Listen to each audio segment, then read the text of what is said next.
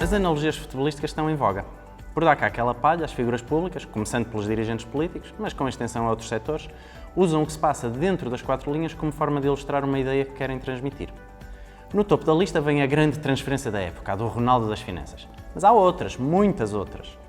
Não pretendo fazer aqui uma lista exaustiva delas, até porque não sou particularmente favorável à utilização de analogias futebolísticas em contextos diversos, mas hoje abro uma exceção e também quero usar a minha própria metáfora futebolística para exemplificar o ponto em que nos encontramos em relação à Covid-19. Estamos como que a ganhar 1-0 ao intervalo.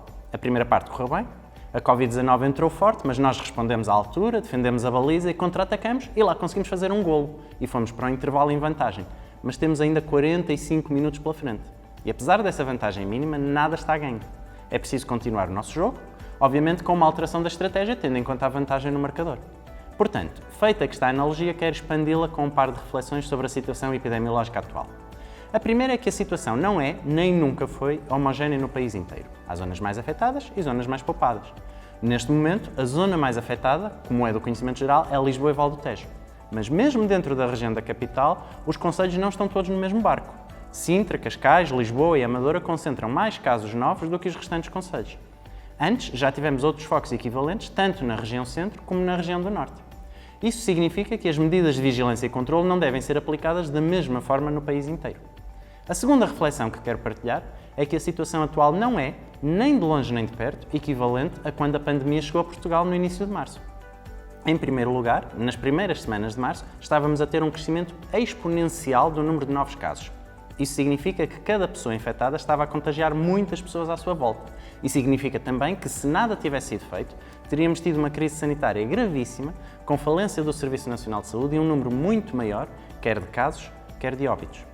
Hoje, o número de novos casos tem-se mantido mais ou menos constante, dia após dia, ou com um crescimento linear.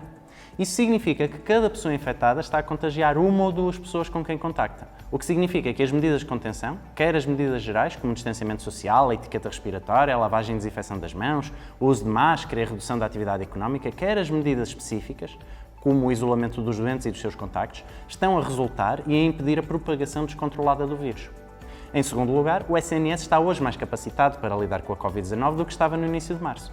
Há mais ventiladores nos hospitais, há mais equipamentos de proteção individual para os profissionais, há uma reorganização dos serviços, das instalações, dos percursos dos doentes, de modo a prevenir o mais possível o contágio. Por outro lado, há mais fadiga entre os profissionais de saúde que fizeram muitas horas extraordinárias e não puderam tirar férias.